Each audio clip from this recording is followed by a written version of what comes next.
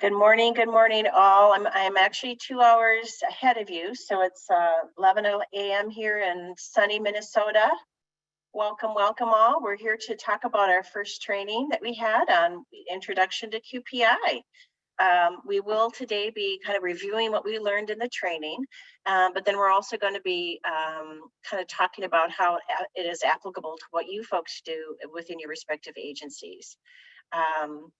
I'm hoping if you weren't able to attend the training live, that you're able to watch the recording. You can see that I actually put a couple things already in chat, you guys. So the first thing that I put in was a Mentimeter. Have you guys ever used those before? Raise your hand, the Mentimeters. It's kind of a cool thing. Thanks, Drew, that you use to actually kind of capture consensus around thoughts and ideas about a given question. So while we are waiting for more folks to come on, what I'm hoping, it's not in the chat? Uh-oh. Okay, let's do that. I think when you put it in before everybody else comes in, it only goes to the people that were in the room at the time. Man, you're good. Will you be my IT support like for the rest of my life? Maybe? I've been living on this platforms for the last 2.5 years. So I get really, these are my thing. I am so impressed. All right. I think it just popped up. Seriously, there's stories that I can say about technology, anything finance. My response is I'm just a social worker. So I can ask you how you feel about finance and IT. So did it pop up, guys? It didn't. Oh man. Okay, let me try something else. Before you guys came on, I was practicing and practicing. Let's try something else. Everyone in the room. All right, paste. How about now? Yay! All right, so what we're going to do, guys, as we're waiting for folks to sign on, is what I'm wanting to do. If you can actually copy that web address and click on it, and it'll bring you to a question about what parts of QPI that you really connected with after participating in training number 1. You limit your response to 1 to 2 words, and then I'll share my screen as we look at how it comes to be. This is very exciting. Again, might be over my head just a little bit.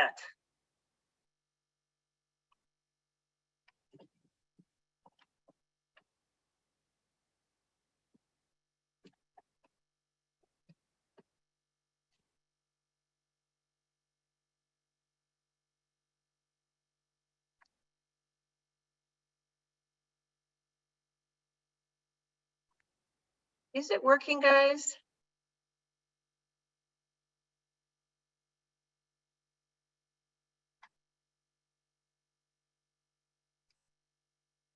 Jennifer, are you able to get into the Mentimeter? Cool, okay. I might actually, because I'm having a hard time getting into it. That's adorable. So what I might want to ask is someone to share their screen and I can make you a co-host. Is that possible, Jennifer? Okay, Jennifer is amazing.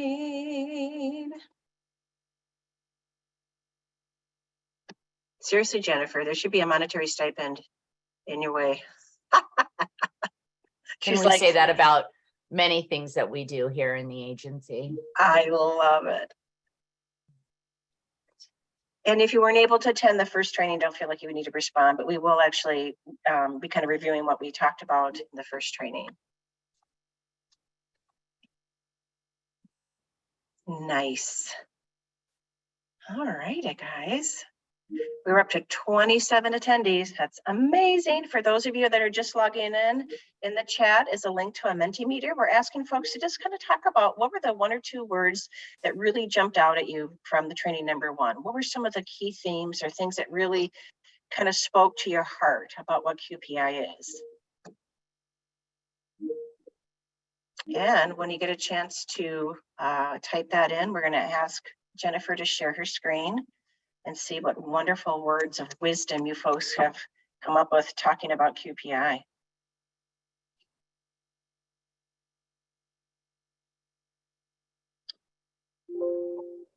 What do you think, Jennifer?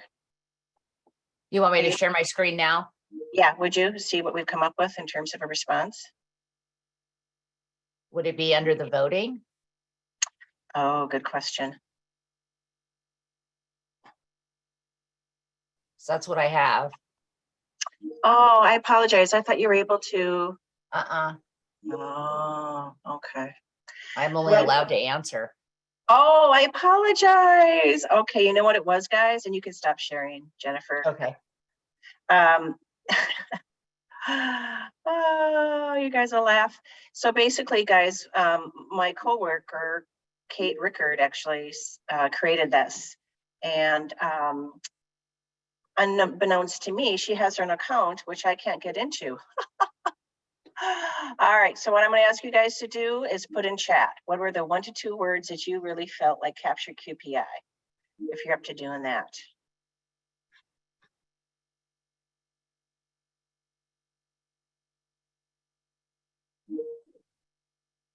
Everyone working together. Thanks, Drew. Collaboration, awesome. Consistency. New ideas, wonderful, guys. One thing that I always talk about, thank you, being parents, advocacy, communication is also relationships, right? When we think about that mutual respect that we can have between relationships, renewed interest.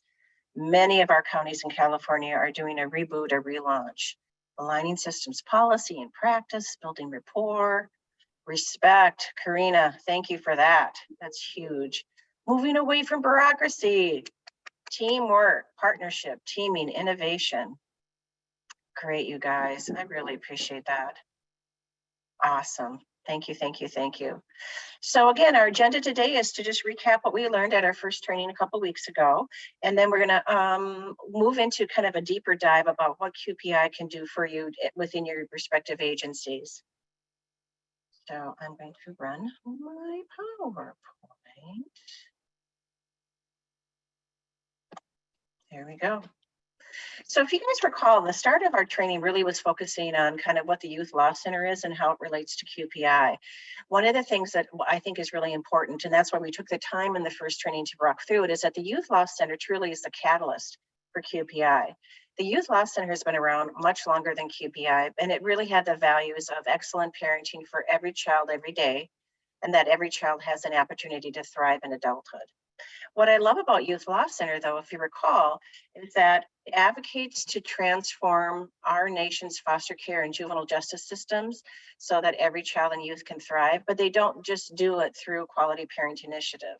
As you can see, their history is really founded in litigation, legislation and policy reform, media advocacy, advice, technical assistance, leadership, and public education. And so basically, Youth Law Center was formed by attorneys who truly thought that they were witnessing, and they were indeed witnessing, violation of foster children's rights. And by legislatively pursuing, often through lawsuits, guys, through litigation, they would be able to rewrite legislation and policy at the state level. The beauty here is that they also realize that there's so much more to making sure that we're hearing every child's voice, that we could really create curriculum that is evidence-based, research-based, that you can use to apply to your own specific agency. So that is what QPI is. It's literally has kind of rooted out of the foundation of the Youth Law Center.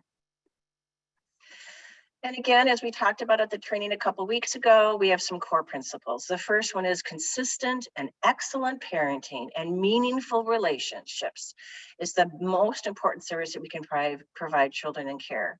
That every policy, practice, action, statement, procedure, regulation should strengthen parenting skills and relationships. We also know that research on child and youth and brain development that talks about the effects of trauma not only affirms the importance of parenting and positive relationships, but it also needs to provide guidance on how to best support those relationships. And this is my personal favorite, that the individuals most affected by policy and practice, specifically those that are providing the service and those that are receiving the service, are in the best position to design and implement change so systems can ensure excellent parenting.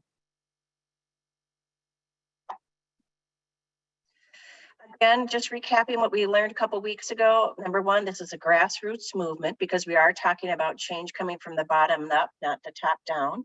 That the people who do the work know what needs to be changed and how to change it.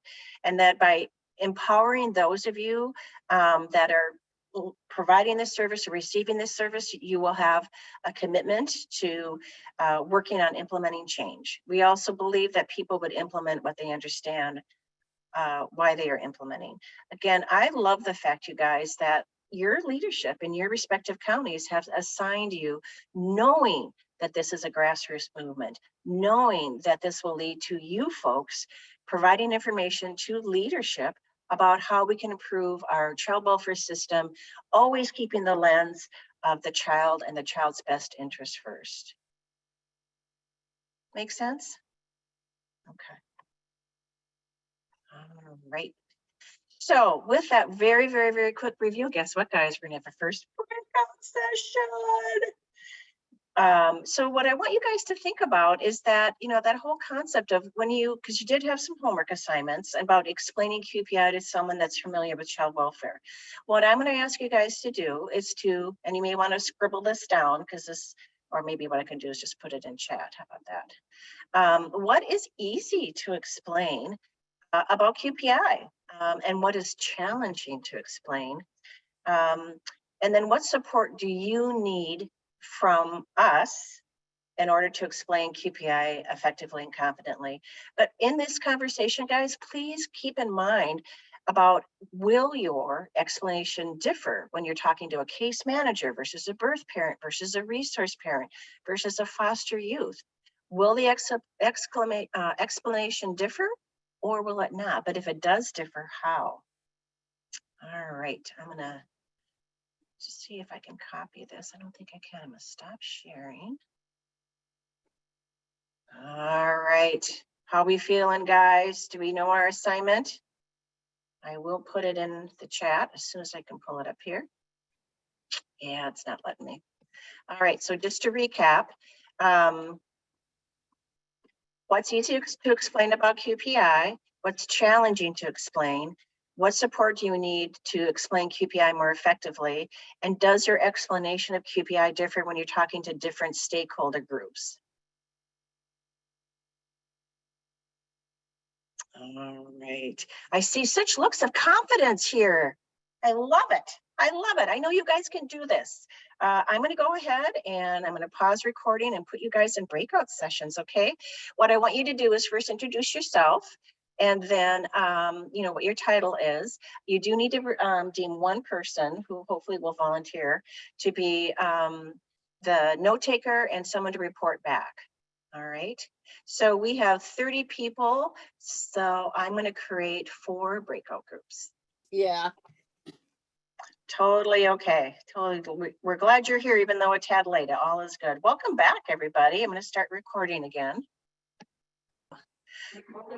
Karina, I am so excited that I have people to support me. Oh, I tell you guys, this is so great. All right, I think we've got pretty much everybody back and a few more that are able to join us late. So basically, guys, we're just coming off of some breakout groups. We were talking about kind of what is it about QPI that is easy to explain, challenging to explain. What do you need from QPI staff to help you in the kind of conversation of QPI?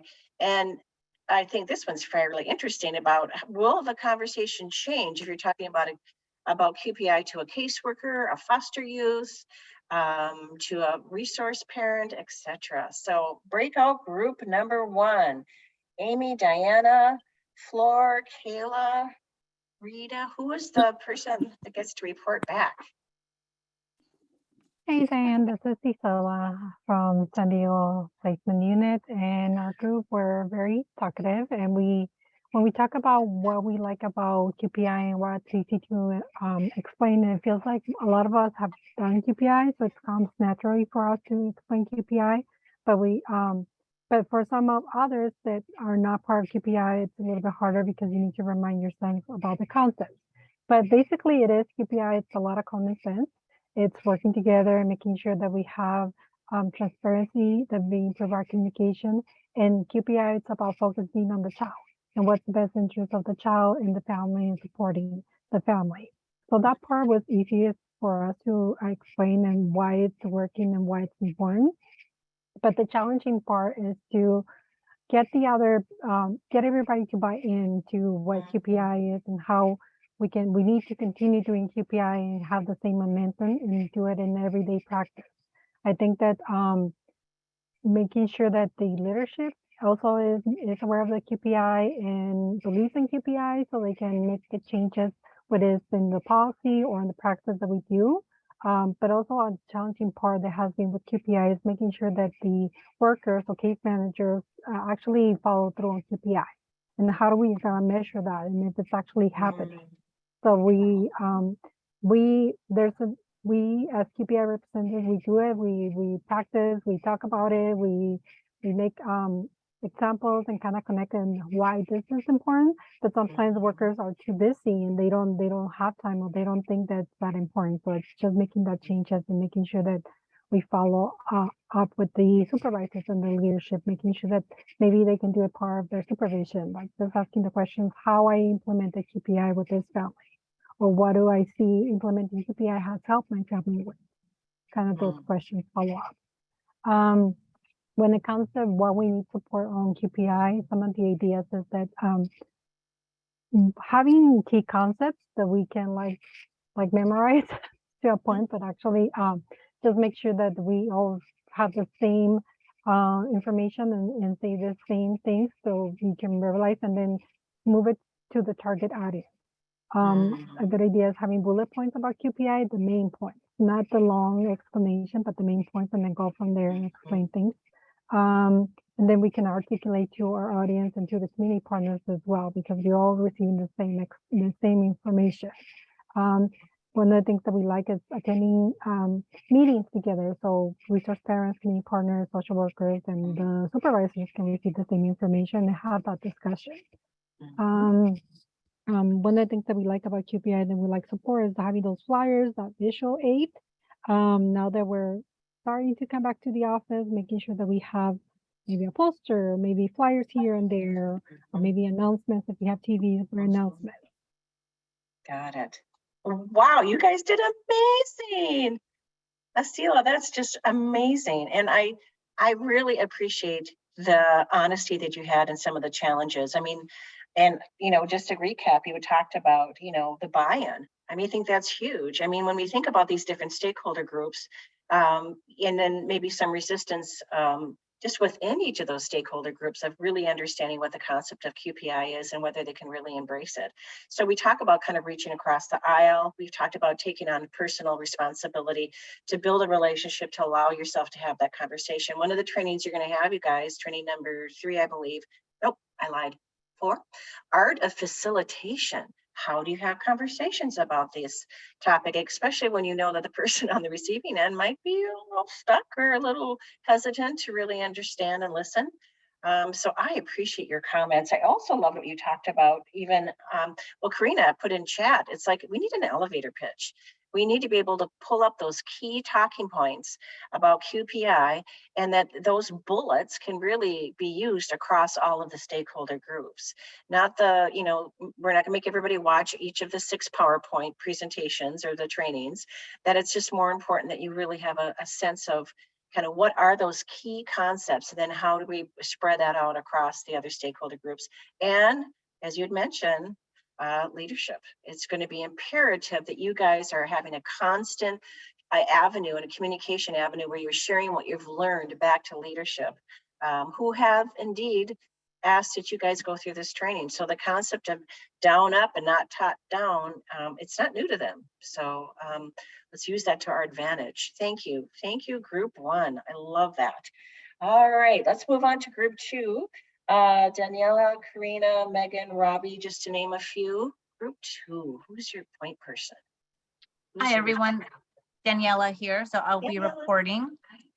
So some of the easiest things that were easy to discuss about QPI, Robbie had shared that because some of what QPI is implementing, they're already implementing in their county, or they're trying to work towards implementing that. So the similarities is very easy. It's easy to discuss. So for example, the relational part, she mentioned, we're really stressing about, the importance of relationships, not just between the birth parents, but then also with the county and then everybody else involved. So the collaboration. The other one was the third principle about, I think it was, no, I'm sorry, consistent parenting. So I think I don't remember who mentioned that one, but yeah, just the importance of consistent parenting with the resource families and really everybody that's involved. And Rhonda had mentioned, everyone has a seat at a table. So that one, would be number 3, that everyone that's involved is important and needs, has a voice and should be expressing whatever it is that they need to be expressing. The most challenging would be kind of like the fear of retribution, and then sometimes the disconnect between the top and the bottom. What more support can we receive? We mentioned that we enjoy these trainings and we're already part of this new training. So we're really enjoying learning. And so we wanted more of it so that we can continue to increase our QPI capacity. And being able to meet with each other with different counties and learn from each other. Because I think, and I had mentioned this because it's nice to learn similarities, whether it's good or bad. We can be like, oh, wow, we're not experiencing that. That's good. Or, oh, we're experiencing something similar. How can we change that? And I think the last one is, how does it change explaining it to others? Sometimes it can be a little bit difficult, especially when others may be in their own, silo and may not understand some of the difficulties. So getting their buy-in, hard to convince, we mentioned that. And then also resistance to accept was mentioned. So having others accept like, oh, this is an initiative, we really want change to happen because it's going to improve the system for us and for the children. Thank you, Danielle. You've got some excellent points. I'm hearing a couple themes kind of resonating from, and I'm not surprised that we may be hearing some of the same themes across the 4 breakout groups. What I really appreciate about you is that, you really glommed onto that, your group, everyone at the table. And as Karina typed in, it's everyone at the table has an equal voice. That might be new to some of our counties and our agencies. Again, but it fits clearly into the QPI foundation that you have to have each stakeholder group, foster youth voice, birth parent voice, and resource parent agency. How about juvenile justice? How about a local community agency that is like a super well-used mental health agency? Let's put them at the table on the QPI steering committee, for example. The more representation you have in your QPI energy, the easier it will be to, again, reach across the divide, reach across the table, and knowing that the foundation of what you're doing is really based on equal voice. Excellent work, you guys. I love that so much. I do hear too a lot about fear of disconnect between leadership and those of us that are, doing the QPI training. And the word retribution is one that will make me pause, not gonna lie, because I think that the more we communicate, even after each discussion, each event, small group coaching, training, meet with your supervisor, share the PowerPoint presentation that you'll find on your champion portal. So no surprises, let them know what we're doing.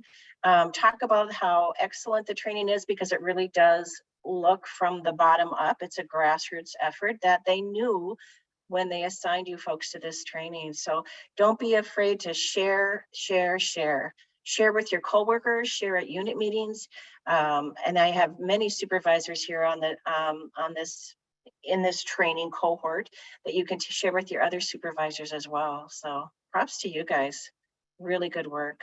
Love it.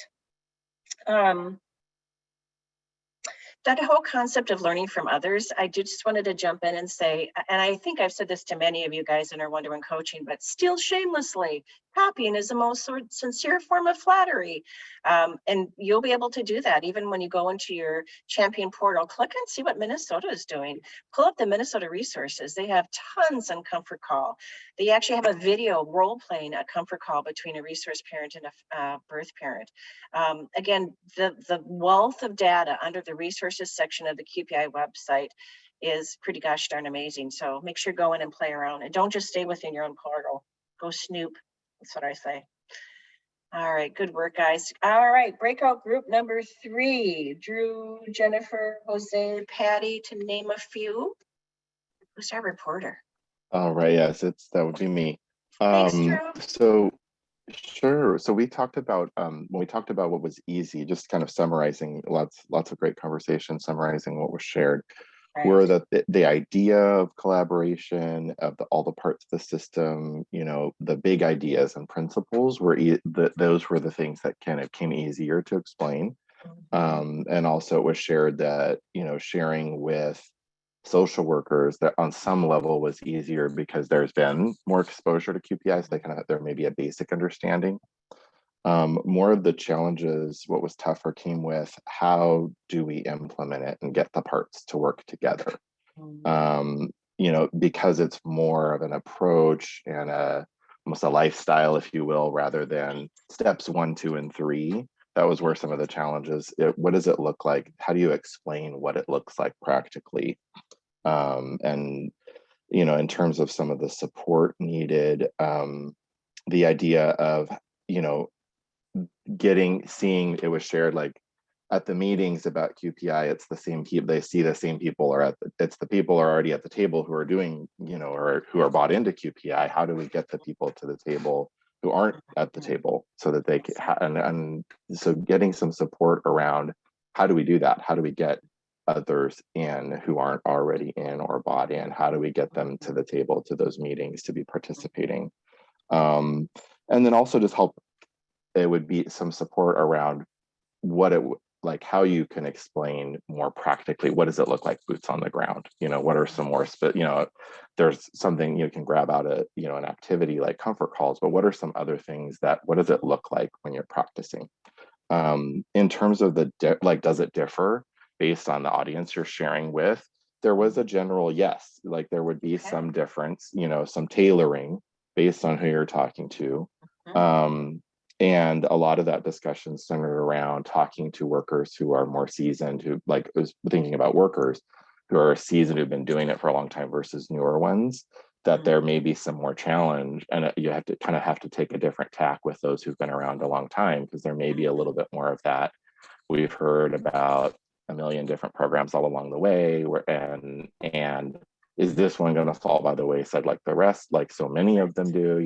They get excited and here's this, and so tailoring those conversations, and maybe some wording changes too, with a birth parent or with a youth, I may not be as likely to talk about collaboration and consistency. Those words are a little more buzzy, but thinking about how do we say it in a way that makes practical sense, right, to them, people who aren't already in a system type of environment where we know where those words are common language for us.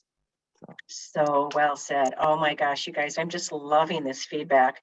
It's so interesting, Drew, what you talked about, the kind of the squishy words like doing your work through the QPI lens and changing your work culture. Well, culture, how do you change your culture? Rosemary's smiling because I know it's she and I, we're both like concrete sequentials. It's I want to know, boots on the ground, what can I do to change things?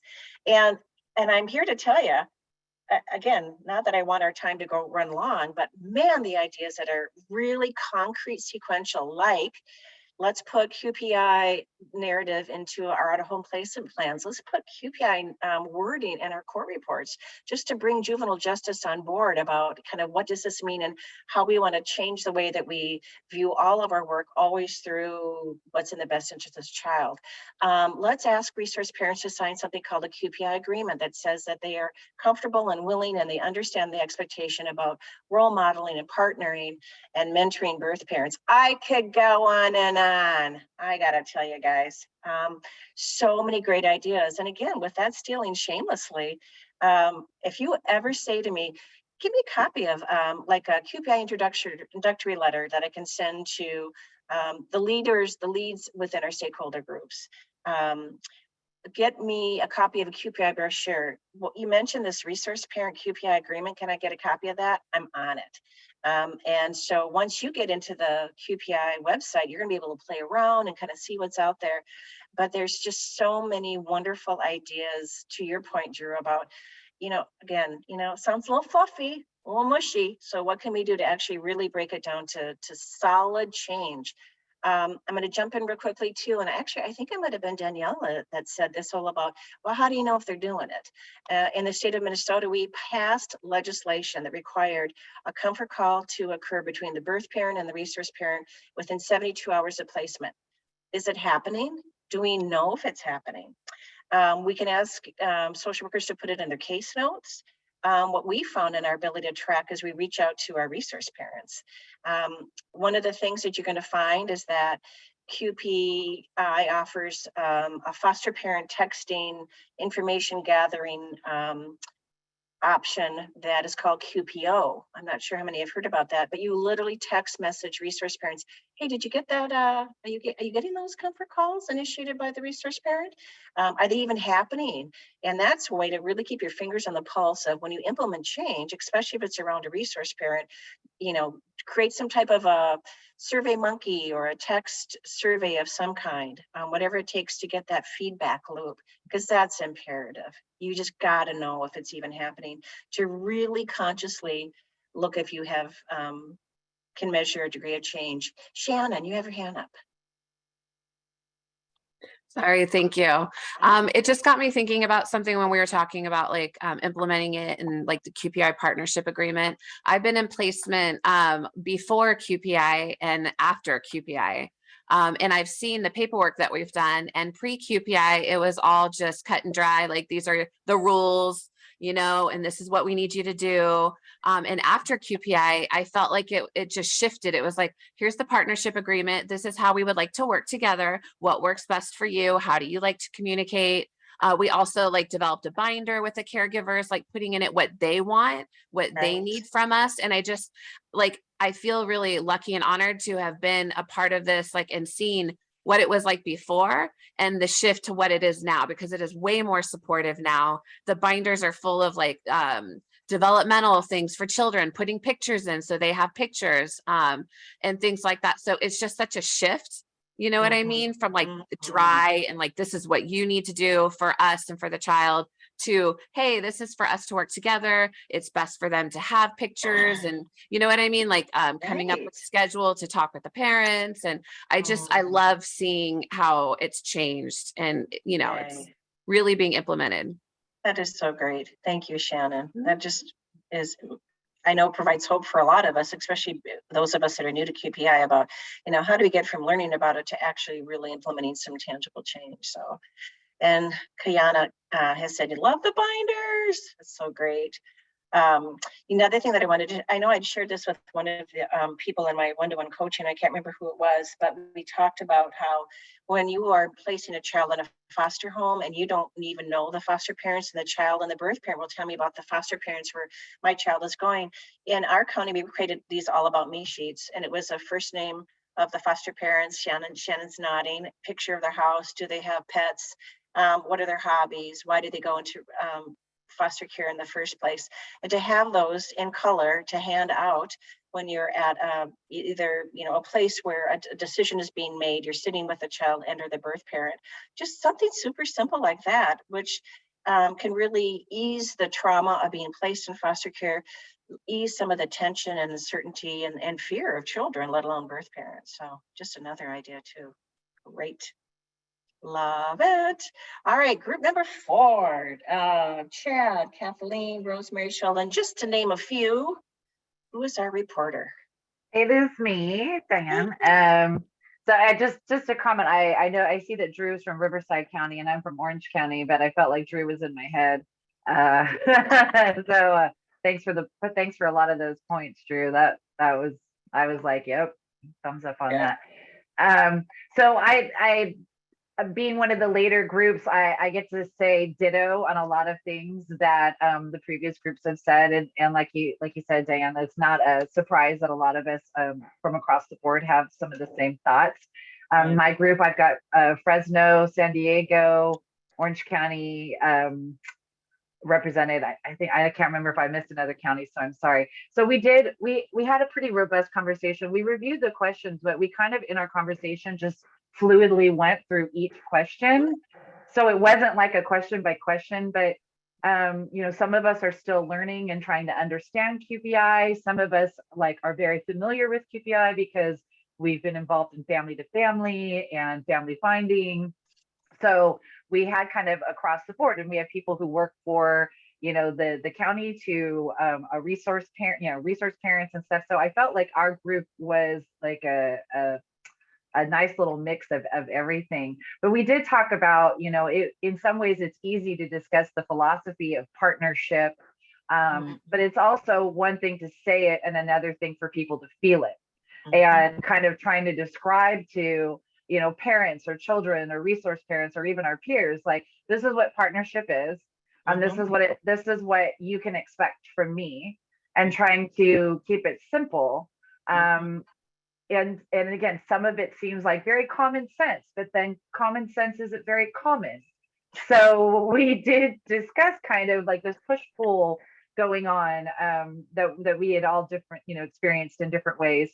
Talking to like a social worker would be different than talking to a child or a parent or a resource parent. And it's also different on who you are. So like we had a resource parent in the group and him trying to talk to a social worker. And then we have a social worker in the group trying to talk to a parent or a child or whatever. So it does change. But one of the things that, since I'm the one who had to do the reporting, so I get to be the one who chooses what what resonated the most with me. And we talked about, you know, when you ask what support do you need, in a variety of ways from different people in the group, we talked a lot about staff turnover, social worker turnover, and how that affects the process in so many ways. And, you know, when we talked about like, okay, well, what do you need to support you in spreading the QPI, you know, love, even though we love this grassroots vibe, and in a lot of ways we're kind of like, it makes sense and we can do this, but you have people who learn it, know it, love it, live it, and then they leave. And it's kind of like what Drew was saying, you know, I almost positive it was Drew. Like you get the same people at the table who are like on fire, passionate about it, good at it. But what about the people who really need to come to the table? Right. You know, who really need to be at the table, whether that's leadership, because I'll try to be politically correct here. Our leadership talks a good game.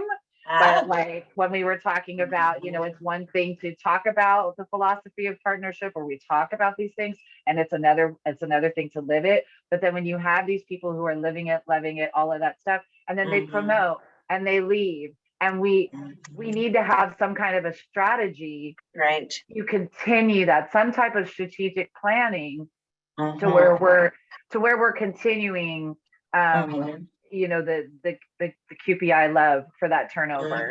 And you know, we have a social worker in our group that God love him, he's been in there for 4 months, and he brought a unique point that I haven't heard yet. You know, he said like us newer workers, we started in the COVID world, right? So we're working off site.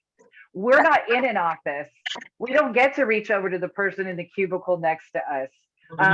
You know, so there is loss of connection there. There is, you know, a difficulty and a challenge. And then, like I said, I haven't really heard anybody talk about it. And I thought it was such a valuable point to be made, because he's like, offices are largely empty and there's a missing transfer of knowledge from person to person. Exactly. So when we're all talking about this, like, oh, connectivity, oh, partnership, oh, collaboration, and here's a worker, an actual worker, he's like, and how am I supposed to do that? Zoom's great. I know. Zoom's great, but we lose that connectivity, you know. So that's kind of where our you know, again, we talked a lot about a lot of the wonderful things that people have already said, but I kind of wanted to like, all right, well, this is This is something that we did talk about that I haven't heard yet. So Perfect. that's our contribution. Love it. I love it. And just know too that, you know, and some of the counties that I've been working with in the past have talked about some pretty, you know, significant change by adding on to the resource parent curriculum, which I think in the state of California is created by the state of California, but can we just add on 3 hours on QPI? Can we make mandatory orientation for all new hires, you know, 3 hours of QPI? I mean, literally because of the staff turnover, I mean, that's a lot of reasons why your QPI energy, you know, languished. But as we slowly are getting back to not, you know, all boots on the ground because we just have to meet our minimum mandates, now's the time to really look at to continue that energy. You all, as individual agencies and counties, will be asked to pick at least one project that you as participants want to work on, but as you go through this training. And it could be things like, how do we add a mandatory curriculum to new hires, to new resource parents? How do we get the word out more? One of the trainings you're going to hear about is branding, which I'm sure people are like, yeah, we're not Target, we're not Walmart, but it's a phenomenal way to really look at ways in which, what is the message you want to get out to your stakeholder groups, to your staff about where are your priorities and where do your commitments lie? And so we're going to be really working hard with you guys to think about ways to keep the momentum going after, you know, you're done with the training. Maria, you wrote something great into the chat about our difficulty with growing QPI is that, you know, that whole infrastructure for developing values and practices that create strong partnerships. Love it. A system of public works that also, you know, has identifying foundation. So what's your message, guys? I had counties that actually will change their website, specifically with regards to foster care. And the words they put in there were, for example, it's all about reunification. What does your county website say about you, about your vision and your values as an agency? So good conversation, you guys. Really good conversation. So I'm going to throw you back into another breakout work. See, guys, I'm going to make you work. I hate to tell you. Let's just pop up the PowerPoint real quick, and we'll go to the next breakout, number 2. All right. All right. Again, just make sure everybody knows who they are. Select a note taker and a reporter. And so we want you to really talk about something that we all know, and many of you have said this here today. A lot of you are doing QPI, we just didn't have a name for it. So when you talk about all this, and I keep talking to people about, you know, I'm going to just step out of your way and you can do the training because you're clearly doing QPI work. But talk to each other about what are your observations of those who demonstrate QPI behaviors or actions. And then talk about how those can be used as examples to share with others as you bring QPI forward.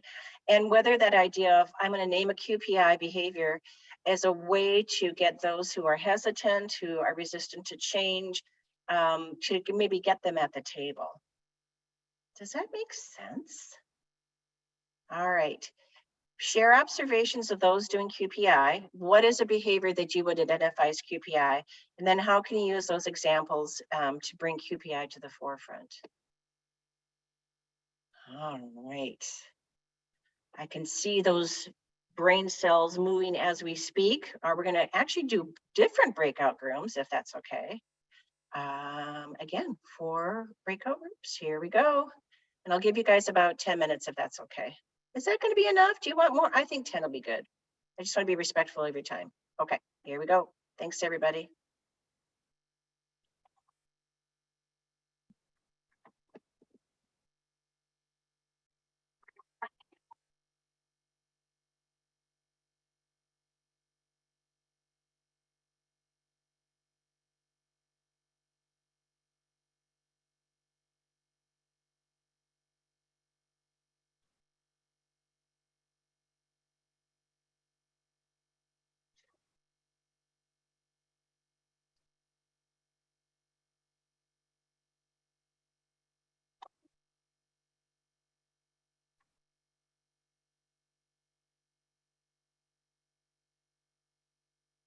Hey, everybody, welcome back.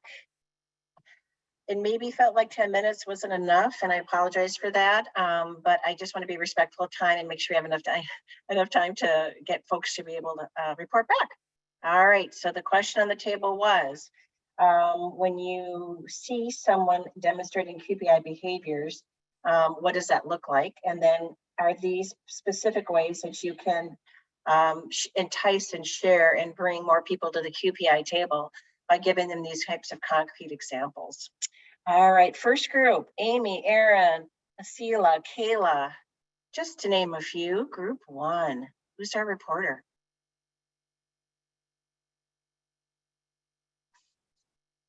No one?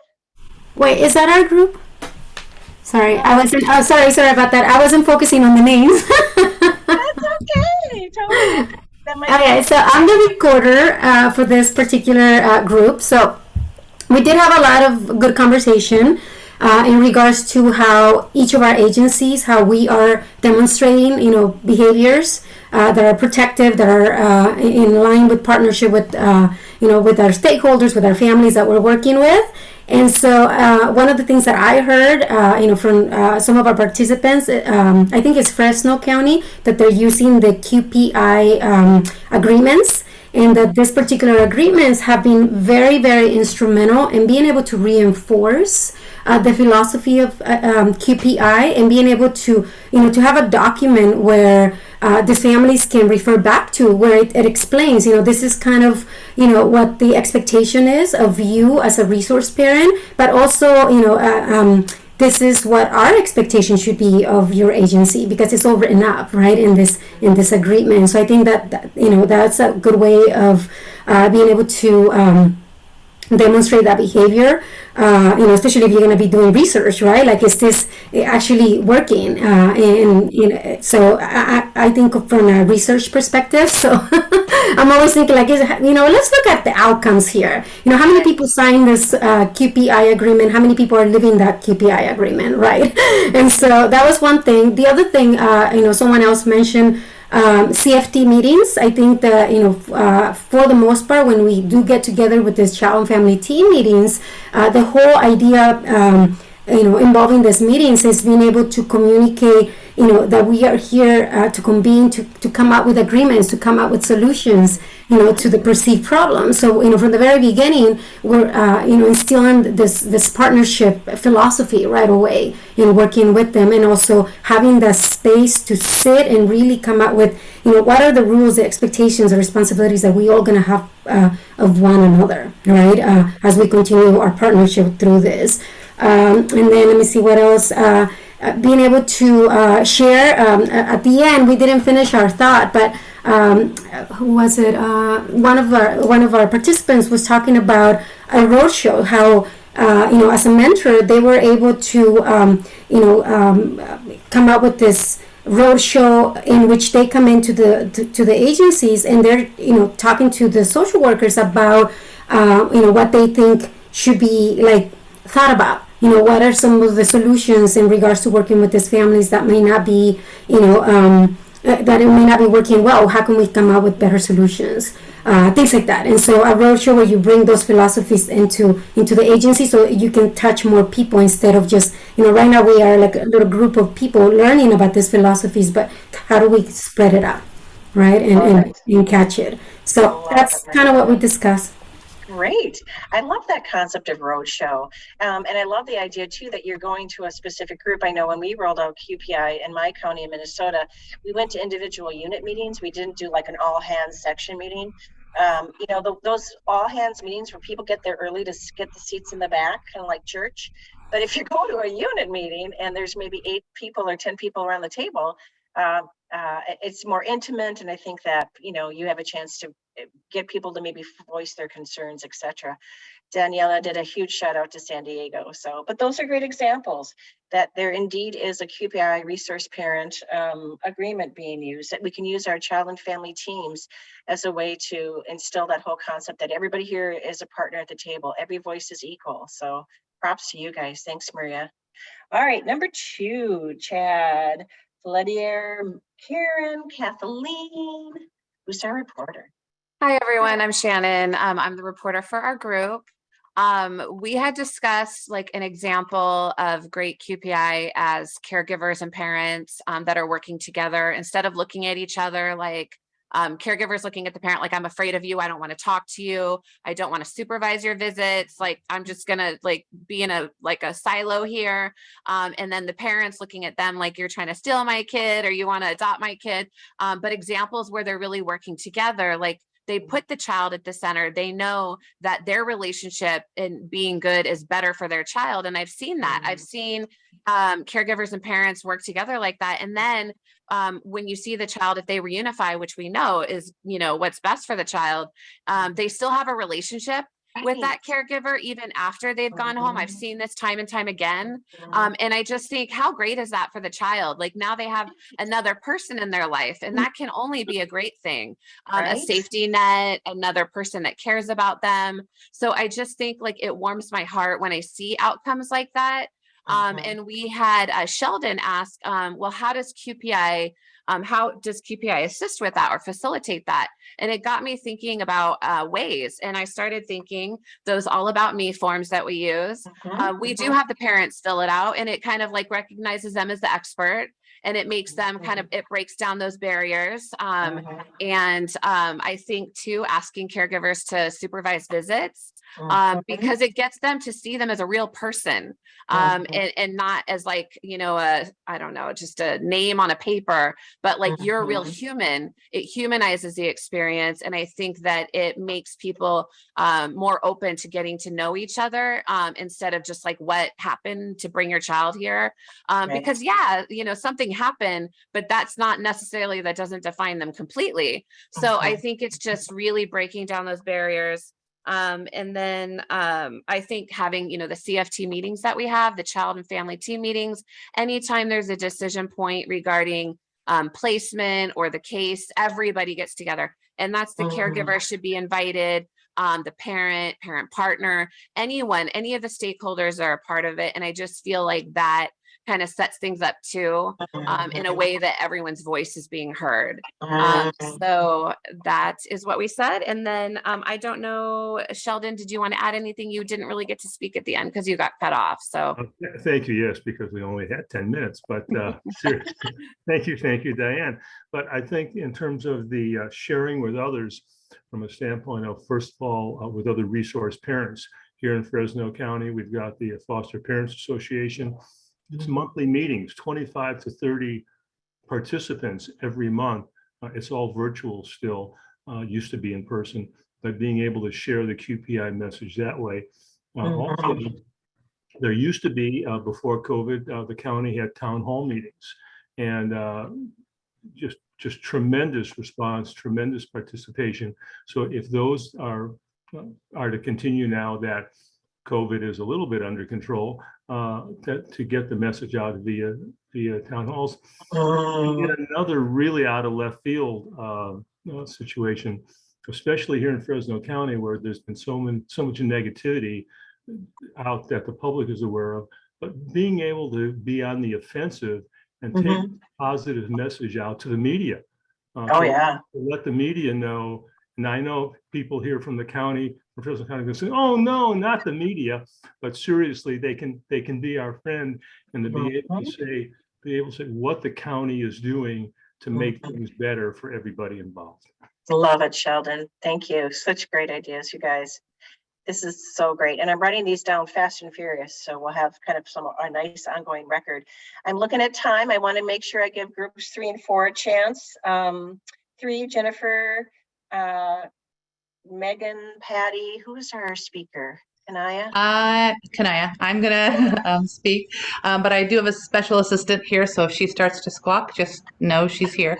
But anyway, we had Patty in our group, and she runs Straight from the Heart, which is our North County Foster Parent Association and support. So there is a thrift store there. We get new items, used items. As foster parents, we get a huge discount on anything there. But using that facility at Straight from the Heart, and Patty has used this forever, way before QPI, we've facilitated visits there. So we support our birth parents, our foster parents, our social workers.